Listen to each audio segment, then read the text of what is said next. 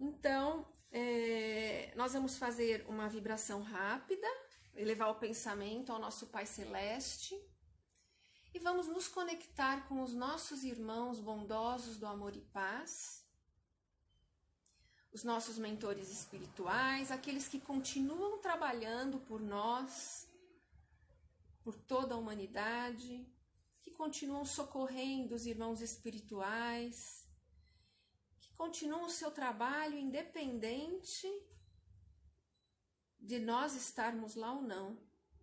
É um trabalho incessante.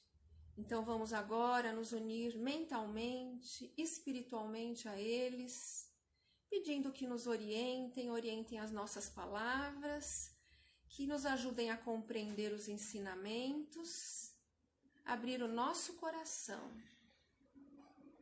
para que possamos, no final desse estudo de hoje, nos sentirmos mais leves, mais tranquilos e mais preparados para o enfrentamento de todas as situações da nossa vida. Então, a lição de hoje é o número 27 do livro Ceifa de Luz, que eu tinha mostrado, tá? Aflição e tranquilidade. Eu abri aleatório, tá? Bem-aventurados os que choram, foi o que disse Jesus em Mateus capítulo 5, versículo 4. Então começa Emmanuel. Bem-aventurados os que choram, disse-nos o Senhor. Contudo, é importante lembrar que, se existe aflição gerando tranquilidade, há muita tranquilidade gerando aflição. No limiar do berço, a alma pede dificuldades e chagas, amargores e cicatrizes. Entretanto, recapitulando de novo as próprias experiências no plano físico, torna a concha obscura do egoísmo e da vaidade, endurecendo-se, enquistando-se na medida e na delinquência. Aprendiz recusando a lição, ou doente abominando o remédio, em quase todas as circunstâncias, o homem persegue a fuga que lhe adiará indefinidamente as realizações planejadas. Então vamos comentar o que a gente leu até agora. E depois continua, né? Então tá falando assim, que lá no berço, quando a gente encarna, a gente pede, a gente fala assim, manda para mim as dificuldades, as durezas, todas as provas que eu tenho que passar, que eu sei que eu tenho que passar, que eu vou dar conta. Então, quando a gente vai reencarnar, a gente pede. E aí, o que acontece? A gente recebe. Só que quando a gente está aqui na Terra, as experiências da matéria fazem a gente esquecer desses compromissos, né? E a gente vai tantas vezes, como diz aqui, se endurecendo, se enfiando dentro de uma concha e nos perdendo na mentira, na delinquência, no egoísmo, na vaidade. Aqui, ó, o aprendiz recusando a lição, abominando o remédio. O doente abominando o remédio. Olha a gente aí. A doença para chegar e a gente morrendo de medo e não querendo o remédio. Não querendo, não compreendendo quanto que a doença ensina pra gente, o quanto que a doença é lição pra gente. Em quase todas as circunstâncias, o homem persegue a fuga que lhe adiará as realizações planejadas. Então, tudo aquilo que a gente planejou, que a gente falou, pode mandar, porque todos nós que viemos para cá agora, nós estávamos planejados de passar por isso. Todo mundo sabia que ia passar, mas está todo mundo fugindo, falando, não, eu não combinei nada disso, imagina, que coisa horrível, que coisa inusitada, que absurdo, a gente tem que ficar trancado, isso não tem cabimento, o risco de passar tanta crise, a economia e a doença e o sofrimento, e a gente fica fugindo e se enfiando numa concha, fugindo daquele nosso compromisso. Então vamos continuar. É por isso que na escola da luta vulgar vemos tantas criaturas em trincheiras de ouro, cavando abismos de insânia e flagelação, nos quais se despenham, além do campo material, e tantas inteligências primorosas engodadas na auréola fugaz do poder humano, erguendo para si próprias masmorras de pranto e envilecimento e humilhação, que as esperam inflexíveis, transposto o limite traçado da morte. Emmanuel é complicado mesmo, né? Olha lá. Então, o que ele diz aqui? Que quando a gente tá aqui na Terra, a gente vê tantas criaturas, a gente vê a si mesmo, tá? Perdidos,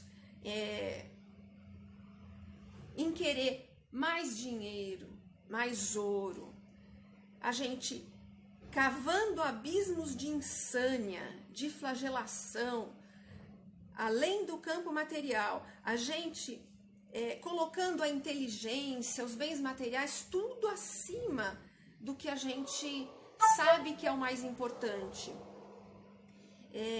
se enganando a si mesmo, buscando o poder, buscando a ganância e se perdendo. Todos nós, quando estamos nessa situação, a gente vai se perdendo. E na verdade, era o que a gente estava vivendo até agora. Grande parte da humanidade, toda perdida, em busca dessa corrida louca pela matéria, pelo bem material, por ser um mais que o outro, um querer parecer mais que o outro. Agora, com redes sociais, então, sempre um querendo mostrar que é melhor, que tá melhor. E era essa loucura toda, que quando chega o momento de ir embora, quando chega o momento de abandonar a matéria, de voltar para a vida espiritual, esquece. Isso tudo que era ilusão, ficou ilusão. Não acompanha a gente. Chega na vida espiritual, a gente vai colher exatamente aquilo que a gente plantou. Então, não tem como a gente fingir que a gente é melhor que o outro. Quando chega lá, não dá para fingir nada. É a realidade e é a colheita. E é ainda por essa razão que vemos tantos lares. Olha, esse pedacinho aqui é incrível. É ainda por essa razão que vemos tantos lares fugindo à bênção do trabalho e do sacrifício. Pessoal, vocês estão ouvindo um barulhão aí? É o caminhão do lixo passando aqui na minha rua. Paciência, vamos lá. É ainda por essa razão que vemos tantos lares fugindo à bênção do trabalho e do sacrifício, afeição de oásis sedutores de imaginária alegria, para se converterem amanhã em cubículos de desespero e desilusão, aprisionando os descuidados companheiros que os povoam em teias de loucura e desequilíbrio na vida espiritual. Então, os nossos lares, até então, como a gente estava vivendo? Vamos pensar bem. A gente, muitas vezes, ficava o mínimo possível em casa. Os pais, mal contato com os filhos. Deixar de manhã na escola, pegar à noite e colocar, e a criança já vai para frente do celular, para frente dos joguinhos eletrônicos. O marido e mulher mal conversam, o dia inteiro separado. Quando se reúne à noite em casa, cada um no seu celular. Então, o que a gente estava fazendo? Transformando a nossa vida, o nosso lar, que devia ser um lugar abençoado, de união, transformando justamente em cubículos de desespero e desilusão, como está dizendo o Emmanuel. E nos perdendo e nos iludindo diante de outras coisas. Os oásis sedutores, as coisas imaginárias que são essas ilusões da vida, essas ilusões que a gente... televisão, Netflix, filme, série, o próprio celular, rede social, um monte de ilusão, e a gente se perdendo naquilo e perdendo a nossa, aquela união que a gente tinha que ter na nossa família, aquele local abençoado, a nossa família. Ainda bem que os nossos irmãozinhos já foram embora, porque o barulho estava terrível, né? Agora melhorou. Bom, e não adianta a gente fingir que nada está acontecendo, porque a gente viveu uma ilusão. Quando chega na hora de ir embora para a vida espiritual, não tem como fingir que nada aconteceu. A gente vai fazer a colheita. Aqui, ó, aprisionando os descuidados companheiros que os povoam em teias de loucura e desequilíbrio na vida espiritual. E quando a gente se cerca de toda essa situação em que a gente se perde em ilusão, a gente também está se envolvendo daqueles nossos irmãozinhos espirituais perdidos, desorientados, que se aproximam de nós por afinidade a todas esses erros nossos. Então, eles vão se achegar e vão estar do nosso lado e vão fazer a gente cada vez mais se envolver nessas situações.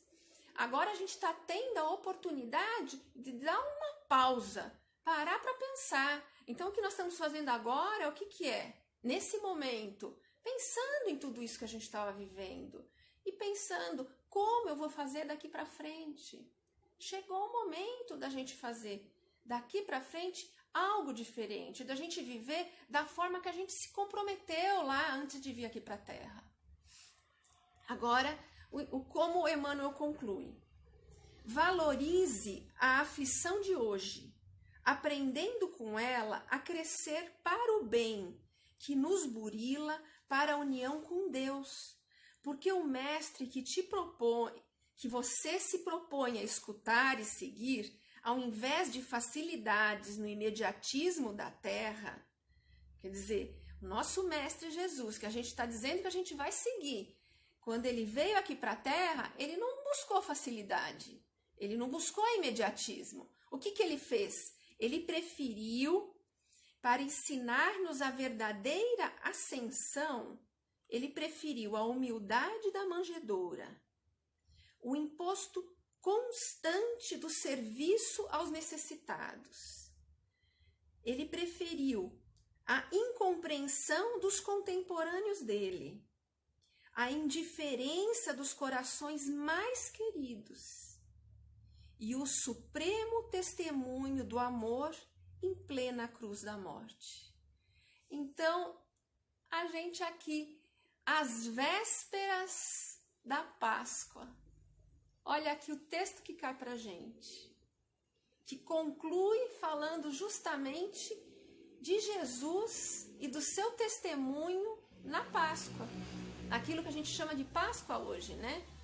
Que foi quando Jesus foi crucificado na sua suprema forma de se doar para todos nós, de mostrar para todos nós que o que a gente passa aqui na Terra não é nada.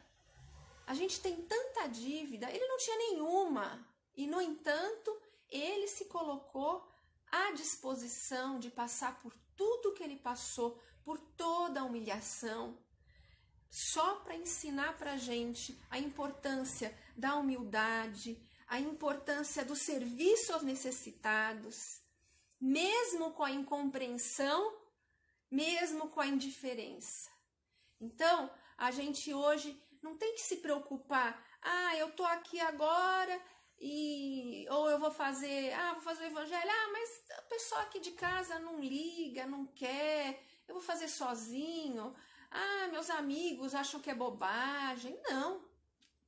Não importa a incompreensão, não importa a indiferença. Vamos fazer o evangelho. Vamos fazer aquilo que o nosso coração diz que é certo.